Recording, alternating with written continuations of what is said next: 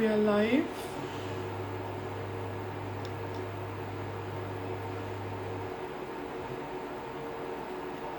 Okay. Hi everyone. Welcome to the second episode our of our pre-con talk show, Talkfluence. Um, uh, Talkfluence is nothing but an attempt to talk about all the uh, entrepreneurs, all the celebrities who have been playing multiple roles in their life, and who have ventured out into the multiple businesses. And this is an attempt to tell the world that entrepreneurship is not easy, and it takes a lot of patience and courage to be an entrepreneur. So today we will have Gaurav Bhagat with us. So just a sec, let me just invite him.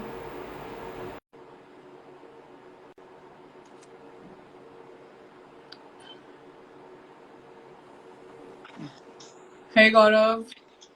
Hey, good evening. Hi. Good to see you. Good to see you too, Gaurav. So let me just quickly introduce Gaurav first. Though Gaurav has multiple roles that he's playing, Gaurav is the managing director of Consortium Gifts, and he is also a managing partner and of Gaurav Bhagat Academy, where he mentors and coaches people on how to 10x his sales. So, Gaurav, you're an alumni of Sanawar as well, right? That is correct. Yes, I am Right. a Sonarian. Okay. So Gaurav, first thing first. One side gifting, another side coaching. How did you decide to get into coaching? What led you to Okay, that decision? right. All right. So interestingly, since you jumped right into it and you asked the coaching question, how it actually changed for me is I think it happened at a Tony Robbins event in Singapore on the 1st of February 2018. And at that event, Tony was, of course, doing a session. He was talking about limiting beliefs and everything else. And by this time, I was already running a very successful gifting company. We already had, multiple offices across the country, and there was a whole bunch of things happening. And at that event, when he spoke about limiting beliefs, he was like, what is that limiting belief? What is that thing that's kind of holding you back? And interestingly, the story of my gifting company, it's a company that I started from scratch. It's a company which I had to start because at the age of 19, my dad comes home to me one day and says that, we wiped out, we're finished, and first year of college. And he's like, figure out, what you need to do to, get us back on track. And that's how the gifting company started. And now we're talking about, 20 years later, or maybe about 22 years later. And I've always held on to that company, even though we had, large teams and everything else. I always held on to it, like really, really, really, really tight. At that Tony Robbins conference, I think my breakthrough moment was the fact that I need to let go, take a step back, and explore, other opportunities, other options, as well. A few weeks later, I was at Grant Cardone's conference in Vegas. So I was in Las Vegas, and it was Grant Cardone's 10x Growth Con. And Grant Cardone spoke about how he was looking at, bringing in his message to the world. And I'm like, okay, I'd already started doing some trainings at BNI Gurgaon, where we're both a part of, and Yeah. people are like, you're fantastic, and you can move the dead, blah blah blah. And this just seemed to be the fuel for the vehicle, right? So Grant Cardone became like, Grant Cardone and the 10X movement became the fuel for the vehicle and what I wanted to do. And that's primarily how it started. So, Grant was looking for global expansion. I was looking for a message because I was already convinced. We already used Grant Cardone for our gifting company, and we had Okay. grown threefold in 7 months. And hence, everything just came together, and that's how the conversation really began and got taken forward. Okay. So, Gaurav, what surprises me that at the age of 19, you started your gifting company, right? What was the motivation behind it? Because gifting is something which is, at least when you would have been 19 or 20 years back, this was not a very, not a concept which was like high flying. You know, corporate Yeah. gifting was not very common. So, what led to that decision? So interestingly, my belief is that people start a business or get into anything for two reasons. Either there's aspiration or there's desperation. Sometimes it could be a combination of both, right? So Yeah. what happened in this case is there was no choice. I mean, I had to do something. Corporate gifting had low entry barriers, so the cost of capital required wasn't very high. I'd always been a creative guy. Even when I was in school, I was like designing, board games. And I'm not sure if you ever came across, WWF trump cards. Did you ever Yeah, see yeah, those yeah, growing up? yeah, yeah, Okay, yeah. so the first pack of WWF trump cards ever made was made by me. Okay, Wow. so I got magazines from the US and I cut out the pictures and I, made this one deck. I took it to a printer. I'm like, hey, let's print it. So I was always doing stuff. I was crazy about the stock market. I still am. And I created a stock market game, which was also something I did when I was 17. And Leo Toys bought the rights from me. So Leo, so the game, remember the board game company growing up? We had Leo Toys. So Yeah, yeah, yeah, Leo, yeah. actually made me do a whole bunch of board games. So I was a little creative in terms of, mind, like, like you would say, mindset, creative mindset. And hence, gifting just seemed to be something that I kind of slipped into. And I think it was hard. It was hard. Initially, no I'm jokes. sure 20 years back was not a era of internet as well, and reaching out to the right set of people and making yourself noticeable to Leo was a big thing, right? Yeah. So hats off to you. How has Yeah. been Thank COVID you. for you? I'm sure since you're a sales guy, hardcore sales guy, teaching people how to do right sales at the right time. So how has been COVID for you guys? Yeah. So let's look at both businesses separately. So one on the gifting side and one on the coaching side. And of course, in March when the lockdowns happened, just like everyone else, we were also caught unaware, especially on gifting. In fact, on coaching, I think we had one session that was starting, 4 days later at the academy. We built a very nice coaching academy in Sector 6 in Noida. And we used to have in person, like 40, 50 people used to come in, and it's an awesome training room and it's state of the art, everything. And of course, we were told we can't do that. So, that stopped. On the gifting side, we had so much that was happening. We had a very, very strong March. Like the first 3 weeks of March were very strong. And then we were Yeah. told, we can't do anything because, now if you're closed, like just like everyone else. So I think the pivot happened very quickly. In April itself, I decided, okay, I'm going to do a webinar. And, I decided on Thursday, I'm going to do a webinar on Saturday. Um, 570 people came onto that webinar, right? Which is crazy. In those days, it was crazy. Everyone was learning and everything else. I launched a course which I didn't have. I called it Scaling with GB. I hadn't created the course yet, but I knew it was great. I knew it was how I took my journey, and I knew it would help people. 93 people signed on to the course without me even having a course, with 1 week to go till the course started. So that Wow. was GBA's journey online. And since then we're now in batch 5. We have 5 batches of scaling with GB. We've done 6 batches of online coaching, online sales coaching, which is another program. We have mandates for Microsoft, for Birla Sun Life, for a whole bunch of companies. So I can't complain. It's been, things have been kind on coaching. On gifting as well, interestingly, we have a lot of global contracts, a lot of good things are happening there as well, and can't complain. And of course, I think, but the biggest win, it would be one of these two. The biggest win is what I'm able to give back to the people who've been on the courses, on the webinars, their learnings, their successes. I mean, we started an initiative called 21 Strong. So amongst, all the hundreds of people that we'd actually coached, we said, hey, we want those 21 strong, and we want to take their stories and we want to showcase them to the world. You have to see the stories that are coming through. People who were down and out and finished, okay, are today heading towards domination of their spheres, their markets, and global presence and everything else. And that's just fantastic. So very, very fulfilling, and great what I've been able to give back. And I've been working like 24/7, 365, like not shut down. Sometimes, there were days when there were 8 webinars in a week. There was, multiple calls. There was podcasts and speaking engagements, and it's been mad, but loving it. So Gaurav, I think you're amongst the few blessed people around here. So, so I think let's jump straight to the tips, because if you have been, able to guide people, because COVID has have had a major impact on people, For right? sure. For sure. I know startups who have been doing, at least even if I talk about myself, right? We have Yeah. seen a major downfall when it comes to 2020. All the plans have gone down the gutter. True So that. what is your major giveaway? What's gonna be 2021 trend when it comes to sales and marketing? Yeah. So, thank you for that. And so totally with you. And, which is when you said that I'm doing this, and I'm doing this for startups, and I'm doing this for entrepreneurs, and I'm doing this for the SME business, and which is why I said, hey, I'm all in 100%. I can come in and I can help and I can give tips and advice and everything else. And that's exactly what I'll do. Because you see, the companies that have a lot of resources in terms of money, manpower, they're going to figure this out. They're going to see this through. But it is the smaller companies, it is the startups, it is the people, even working professionals or even graduating students who should have got jobs, who should right now have been working at companies. They got their offer letters, and they've been told, boss, abhi aap ghar pe baitho, theek hai, jab khulega to batayenge.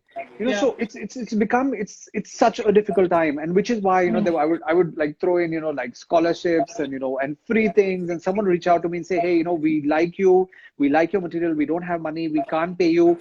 Is it okay if we just join now and later we'll see? And I tell my team, I said, bring them in. They're like, sir, free me. I'm like, bring them in. I said, bring them in. It's okay. I mean, it's costing us nothing to just open up a few seats for someone who can't afford all of this right now. So we did that. Okay, so actionable tips in terms of what can people do like today. I think it's obviously very, very important, to put in the work. I think what is very, very important is to keep prospecting. Like keep prospecting for more business. Okay, prospecting is one thing that should never ever stop. Never ever. It's the most important thing in terms of, from the sales perspective. I see too often that there are companies, there are businesses, there are people. When times are good, they stop prospecting. They stop going out looking for more business. They're like, boss, abhi to itna kaam hai, abhi to itne busy hai. Ek to I tell everyone, boss, take that word busy and throw it out of your dictionary. Okay, busy is, and it's a fantastic book. If your listeners and your people ever want to read, there's a book called Busy by a guy called Tony Crabb. Okay, so it's Busy by Tony Crabb. And when I read that book, maybe about 5 years ago, one word that I deleted from my dictionary is busy. Right. And because it's almost like it's an excuse, it's a crutch, just like everything else that people are holding on to. It's stuff that you shouldn't be doing right now. So prospecting, very, very important.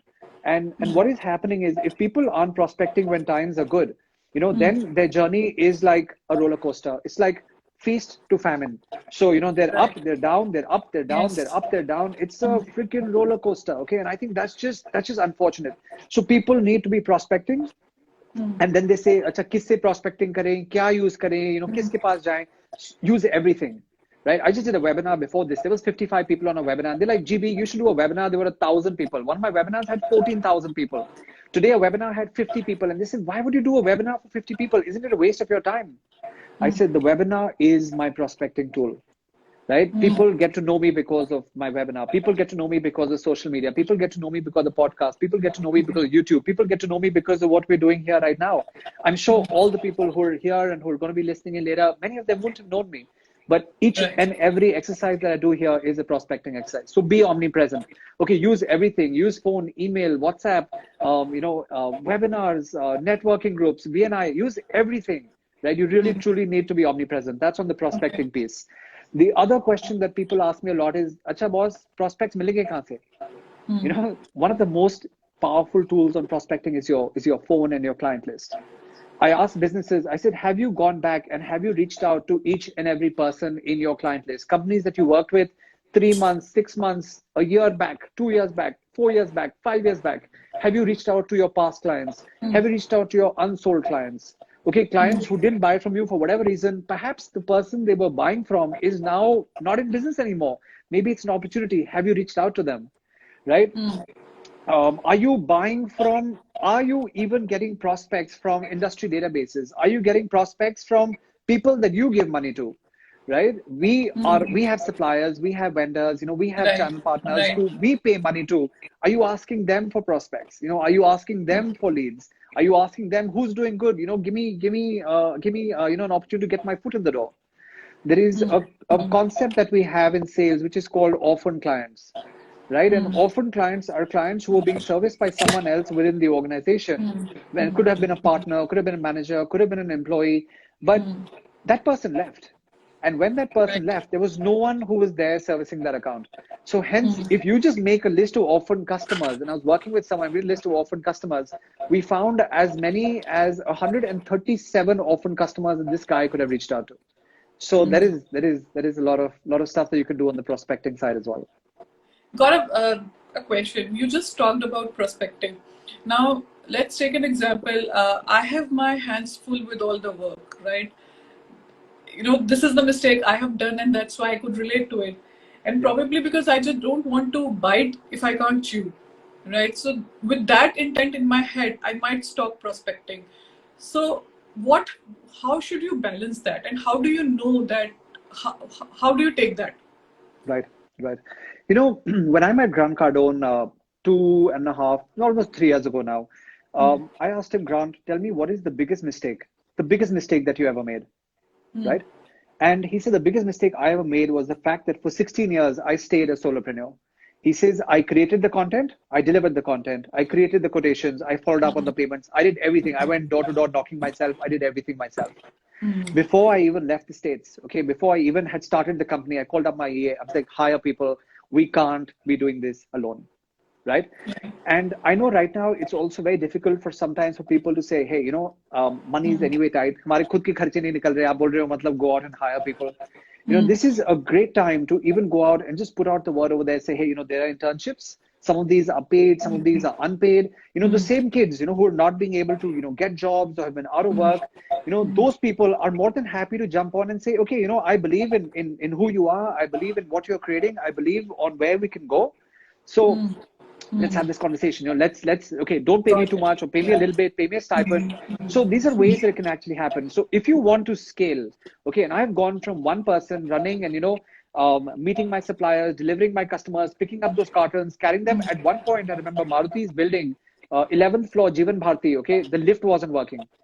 I freaking took those cartons and I carried them up 11 floors. All right, but that was me. I mean, today would I do it again? I mean, sure. But the point is that that organization now has 70 people, who basically were built up. So it's always about that one person. Bring on that one person. See who do you need the most. If you try and do everything yourself, you will be doing nothing, right? Yeah, I think And from a I've startup, from a startup point of view, probably we can get into more vendor engagement or probably have some more freelancers if we, because obviously these days the concept of being lean is also very much in yeah, hype, right? yeah, So I yeah. think as a startup, we really need to get that balance of what's the point where you stop as an organization to grow and you get into a more different kind of engagement. So Yeah. probably, okay. Yeah, and the gig economy today, I mean, thanks to, the Upworks and the Fivers and everything else, the gig Yeah. economy didn't exist. When I started my company 25 years ago, there was no gig economy, right? You Yeah. had to just either hire people or, or do it yourself. Today, I think technology has made it so easy. And it's a conversation I was having yesterday with, one of the people on my program. And he's like, but why do I need to scale? And I'm like, you don't. I said, WhatsApp as an organization probably had 14 employees before they had $1 billion valuation.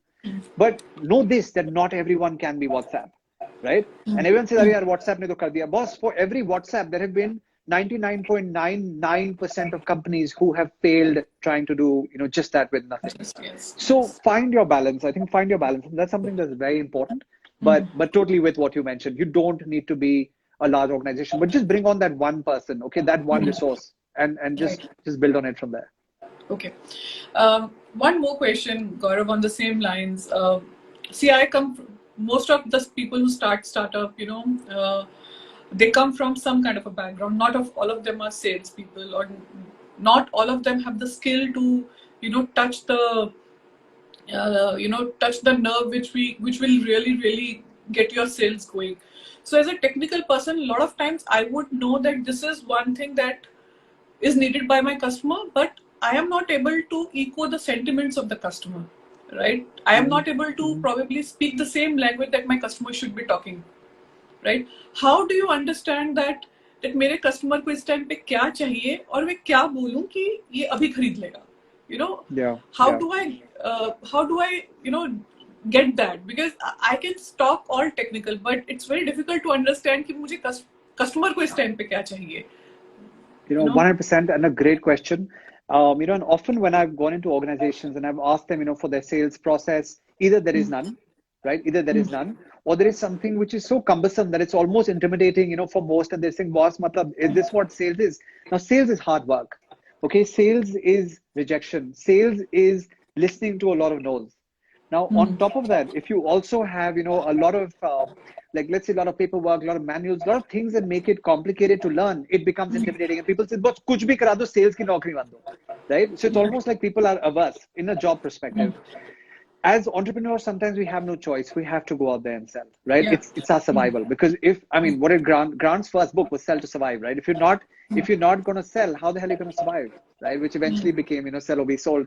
Now the thing is, the concept that we have worked on and brought out together, it makes it easy. So we actually made this 12-step road to the sale process, which kind of makes the entire journey extremely easy. You asked a very important question in terms of, how do I'm not trained in sales. How do I know what I should be going out there and doing? So the first thing in sales is mindset, right? It all starts in here. Now, everything can be taught, the skills can be taught and everything can be taught. But if the mindset is broken, okay, then it's a losing battle.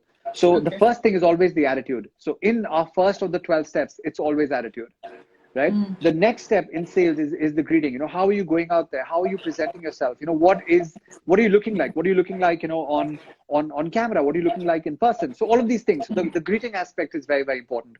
The third thing, which is something that most companies falter with, is fact finding.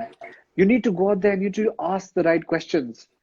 So often I've seen, even in the gifting space, so often I've seen the competition, matlab, client bulata hai, he says, acha, jaldi dikhao. So then the bags come out on the table and everything starts being displayed. And then they say, ji, maal nahi bika. I'm like, what are you? I say, are you a consultant or are you a sabzi wala? And the person is like, he takes it as a, what do you mean? What do you mean? Why would you say that? I'm like, because you just went and sold like a sabzi wala, like the client said time nahi hai, and you went and you displayed your wares and you said, this is what I have. And the client says, I don't like what you did or what you have. And sometimes they might say that, okay, I like what you had, but I'm not paying you your price. I'm like, because you approached it like a sabzi wala. Now, imagine if Ernst & Young had gone into this meeting. Ernst & Young would have sat down, they'd have asked the right questions. They would have said, hey, tell me about your current situation. Tell me what are the results that you seek. What are the results that you seek? What is your reality? Okay, like where are you now and what are the roadblocks? What is holding you back? So when you position yourself as a consultant, when you position yourself as someone who has the solutions for them, not only is it better for you in terms of how it makes you look, but it's also better in terms of the prices that you get. It's better in terms of your repetition, and it's better in all of that. So people come to me, and I went into, and this is again the gifting space, and I went into, I'm making this presentation, and it's an insurance company, very large insurance company, and he listened, he heard me out, he did all the Q&A, and he said, "Sir, dhanda nahi ho sakta." I said, क्यों नहीं हो सकता? He said, नहीं sir, आप तो 5-star hotel हो, हमको ढाबे में खाने की आदत है. Exact words, right? And I'm like, okay. I'm like, why would you say that? He said, नहीं सर, इतने हाई फाई, मतलब बाकी तो लोग चांदनी चौक सच बाजार से आते हैं, मतलब वो तो ऐसे हैं वैसे हैं, मतलब आपका तो मतलब पेन देखो, लैपटॉप देखो, कार्ड होल्डर देखो, मतलब हो ही नहीं सकता आपसे धंधा. I'm like, do not judge me on the basis of appearance. Okay, appearance is important, but don't judge me. I said, give me an example of something you're buying. And he says, oh, there's a trophy and this comes from Dariba, and आप कैसे beat करोगे? वो तो चांदनी चौक का बंदा है. I'm like, do you know the scale that we have? I said, do you know the companies that we handle? I said, consortium handles 450 companies in the NCR alone, apart from the global contracts. I said, give me your sample. Let me cost it for you. And then आप देखो कि हम ढाबा है कि हम 5-star है. And we went and we did that transaction. He could not believe the rate that actually came back to him. He said, sir, आपने तो दरीबा को beat कर दिया. I'm like, yeah. I said, don't judge me by, the appearance and the greeting and everything else. And in the end, we did business with that insurance company, not only for that order, but they became one of our largest customers. But you need to go out there and you need to position yourself right. And you need to go out and, have the consultant mindset. No, you touched a very important point that you need to give them a solution to their problem, right? Yeah. So it is very important. I think that before we go and make a sales pitch or a sales call, we need to know what is the challenge that they could face. Probably even if it's a first call, maybe understanding their vertical, their industry they're coming from, and maybe doing enough research to get what could be the possible problem areas they could have, and then creating a solution around it. Okay, that works. Gaurav, how do you balance your work? You have spoken about so many things, webinars. You have been, even during the COVID time, you have been doing so much. So, how do you manage your productivity and at the same time balance your personal life? Because I think ever since this work from home concept has started, it is not work from home; it is work for home, kind of a thing. So, how are you balancing all this? Yeah. So great question. And I'm going to be upfront and frank and say that I hadn't figured it out initially. Okay, work was great. And on the home front, April and May was a disaster. Okay, I just couldn't balance the two. I was always on. Like I was jumping on to, meetings at 5:30 in the morning and I was going till 11:30, 12, and then I was just so exhausted. I would just go and crash. And when you're creating stuff, I was creating, courses and everything else. It was mad. And, and then I think it was around July, August where I said, okay, listen, I need to find balance again. Okay. And I'm fairly sorted. I use, tools like the 168-hour work week, from Laura Vanderkam. If you take a look at my schedule and my team, and as I said, I've been fortunate enough to, build up a big team over time. I have a very, very efficient, executive assistant now.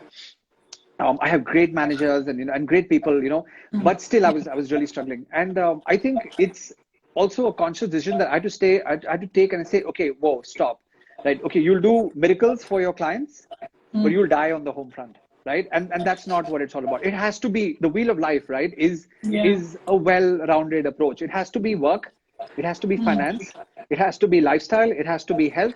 Okay, it has to be True. mental, it has to be family and relationships. You can't compromise on any one of those areas. Otherwise, when you look at a tire, and if one of those things is wrong, you have a flat tire, and hence you will never be able to perform. So very, very important to actually find balance. And everyone has to do it for themselves. And we haven't spoken about goals, but I always say go back to your goals. And one of the products we created this year was a Scaling with GB planner. It's available for free. Anyone can get it from our website, the PDF version at least. The SWGB Goal Planner will help you sort out your life. Believe it or not, I had to go back to that planner. I had to write down what's important, one goal in each of my areas. And that is a resource that really helped me in figuring out a lot of my stuff and getting back on track. No, I'm sure, Gaurav. I think, as you mentioned, you have a big team, but for people who don't have team planners, tools like Outfluence, they can be of good help to delegate tasks and to understand what needs to be delivered when. There is a question for you, Gaurav: how to maintain the customer requirement standards and cost at the same time? How to maintain customer standards, Requ- and cost at requirements, the and same time. costs. Right. Yeah. All right. So super question. And thank you, for posting that. In fact, you can probably see who did post that actually. Akshin. Okay, Akshin. Okay, awesome. So great question. Now the thing is, again, when you're going out there and fact finding, you're figuring out what is the most important stuff, to this particular customer. What is very, very important. The step that comes after the fact finding is selection. Okay, in terms of what is my product or what is my service that I can take and make available for this person, based on the things that are most important to them. Also know this, that you will not be able to meet all their criteria. Someone will say, boss, mujhe sabse sasta chahiye. Someone will say that, I need, the best quality at the cheapest price.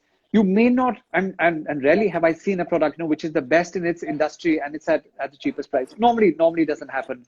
Like, I would say, even for the trophy example, it was perhaps strategic marketing from our space that we said, okay, let's not earn on this, or let's make very little money on this one. And once we have our foot in the door, then we can actually go ahead and raise prices on subsequent contracts and mandates. Okay, I hope that insurance companies are not listening, but that's exactly what we did. So the point is that I think it's very important to understand, what are the expectations that this company has. Obviously, not many want to compromise on quality. Not many want to compromise on the quality of service that you deliver. And once you can give them quality and customer service, okay, they may pay you a slightly more premium price. Like I always go out and tell people, hey, we're not the cheapest in the market, right? But we may be charging you a premium, which may be 5, 6, 7% higher than what you may already be buying. But what we will deliver to you in product, service, commitment, when we commit to something, we commit to something all the way, right?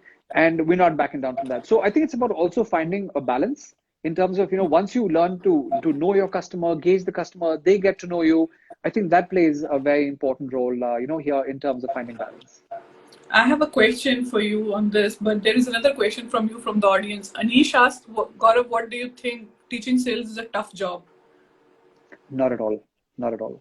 And as I said, I've probably, now done in my 10x online course. I think we worked with more than, I think I was lasting the numbers, about 600 or 700 who've gone through the paid course. And overall, I think the GB has worked with over 1,000 and such vast industry backgrounds. People who come from lawyers, doctors, dentists. They'll say, boss, हमने तो अपनी life में कभी sales नहीं की. मतलब आप क्या सिखाओगे हमको?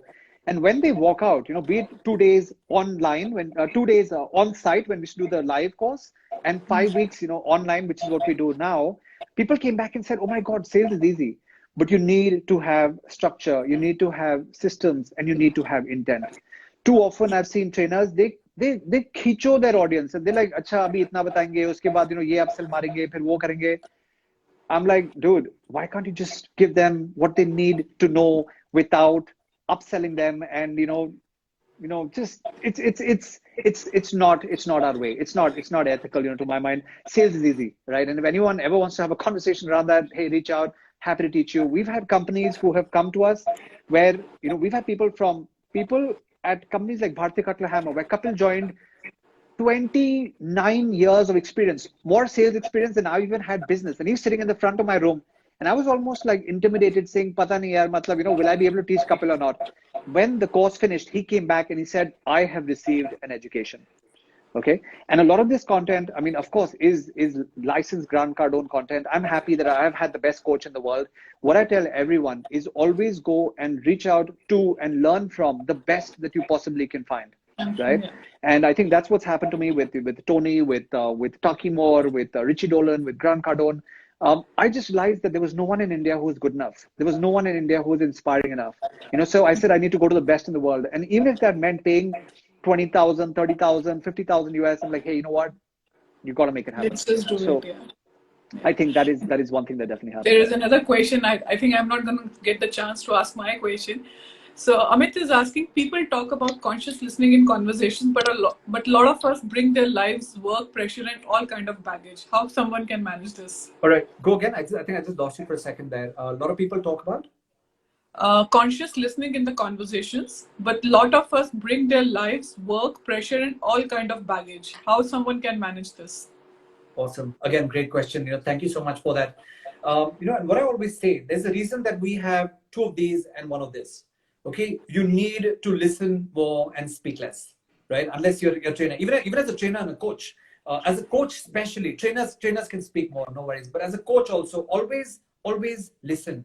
Okay, always listen, always consciously listen, always take notes. Always write down. Like even people, when we talk about objection handling, we say always listen, always acknowledge. Always isolate the main things, and then actually go ahead and actually address those. So very, very important, to not be distracted, not today. I've seen youngsters at meetings, they're having a conversation and they're still replying to that WhatsApp on their Instagram.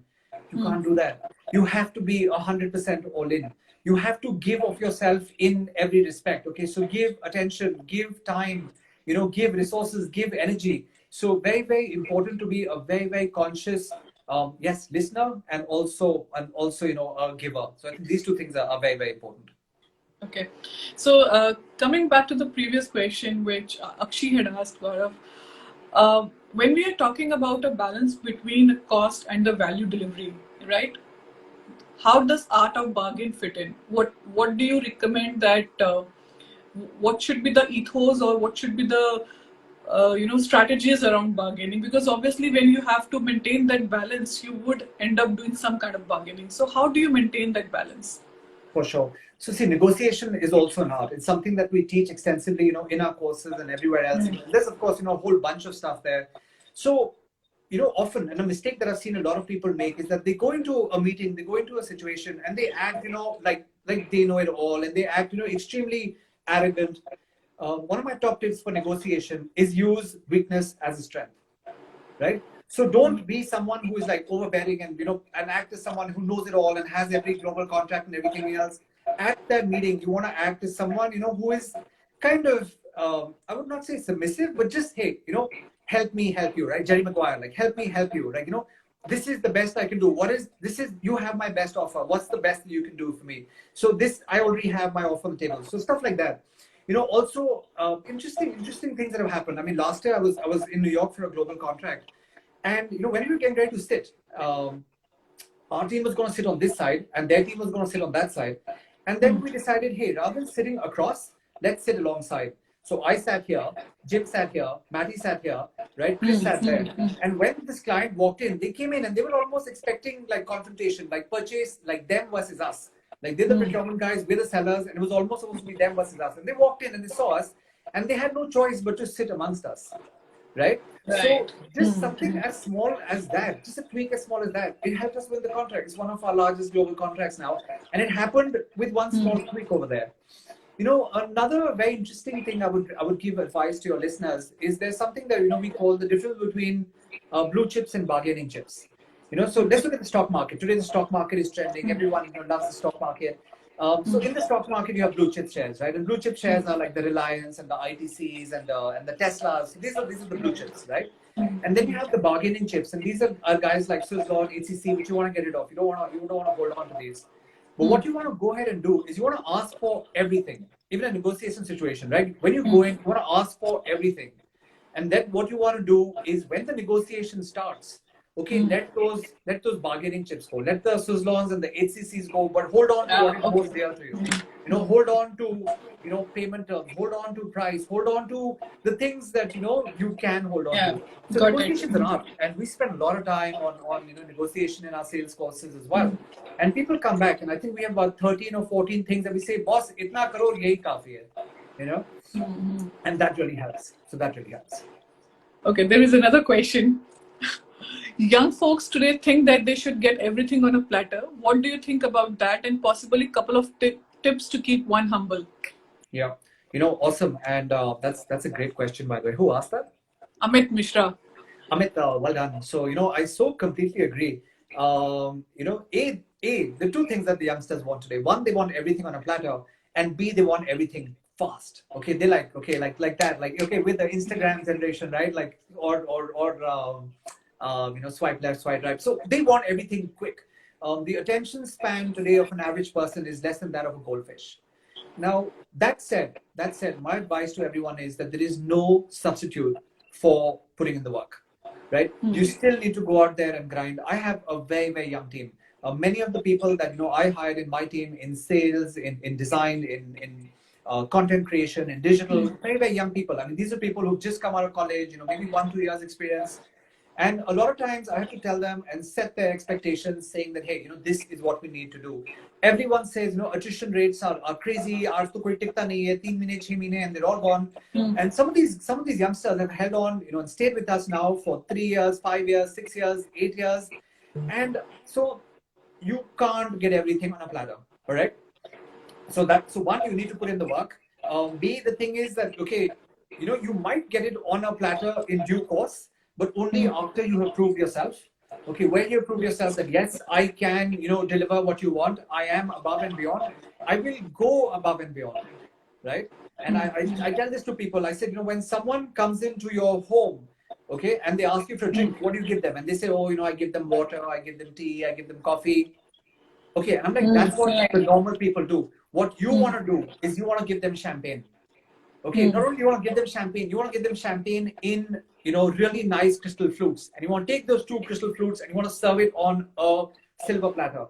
Point being, expectations of people is that ghar aaye to pani milega. But the work that you put in there, the effort that you give and everything that you give of yourself, you should have been giving them a champagne experience. And once you can do that, then things will actually be served to you on a platter. But before that, be ready to put in be ready to put in the work, be ready to put in the effort, be ready to put in the hours, and that's how your fruits your trees will truly bear fruit. Very well said. There is no replacement for hard and smart work. Yeah. In interest of time, Gaurav, one last question. So, the Gaurav we know is a successful entrepreneur, is a successful mentor and a coach, and we also know that you started very early when you were just 19. So, any stories that you have, or maybe any any moment where you felt this is not gonna work, I think I should stop and take a step back and think what I'm doing. So oh yeah, and thank you for that question. And it happens so often. It happens even today. It happens someday where you said, boss, ab to mar gaya, ab to sab khatam ho gaya. And in fact, which is why my podcast is called Smash, Bashed, Yet Not Dashed. And we have, I think, 12 episodes, which are on Spotify and everything else. And that talks about instances, that talks about vulnerability, that talks about times that I've been, so beaten that I said, boss, ab to kuch nahi ho sakta. Right? And people say, you're so successful. What are you saying? I said, dude, there are times where, I would probably feel so down and beaten that I would be like, it's gone. But then next morning, I always go back to my goals. I always go back to my why. Right? I think it's very, very important to have purpose. And go back to your purpose, go back to the goals that you set. And from there, that is the fuel for my fire. That's what gets me back. Check out the podcast. I mean, that's for anyone. It's called Smash, Bash, Yet Not Dashed. I think we have 12 episodes or so on. Season 1 is already over. I have a book that's coming out. It's going to be called exactly the same thing. Because the number of times that I have been beaten down, okay, I'm talking about even going back to school when I was in Sinan, I was 12 years old and I was being beaten and bullied and smashed. still it's resilience that makes you come back and bounce back. So I know there's a paucity of time. Perhaps one day we can plan part 2 of this one. Yeah, But yeah. thank you for those lovely questions. I was glad to see your audience engaging, and if they ever want to reach me, No, I think motivation and staying to focus towards goal is very important. And for the same reason, we also had one more initiative which is called as Shit Happens. So there we only talk about failure stories. So we believe that without failure you cannot be successful. So there is a story behind every success, and that's the major motivation behind 100%. everything. And So, by the way, I yeah. checked out Outfluence as an app. It is so good. I think you really need to have a conversation on how we can get across to our corporate clients and everyone else. Sure. There's a lot of really good stuff that is on there, and I love. Thank you the so much. interface Yeah, and let's everything connect else. on that too. Yeah. Thank Look forward you. to seeing that as well. Yeah. Thank you, Gaurav. Thank you for the lovely motivation, and thank you everyone for the lovely questions. Till then, thank you. Bye. Appreciate it. Bye, Thank Gaurav. you. Thank you. Yeah. Bye.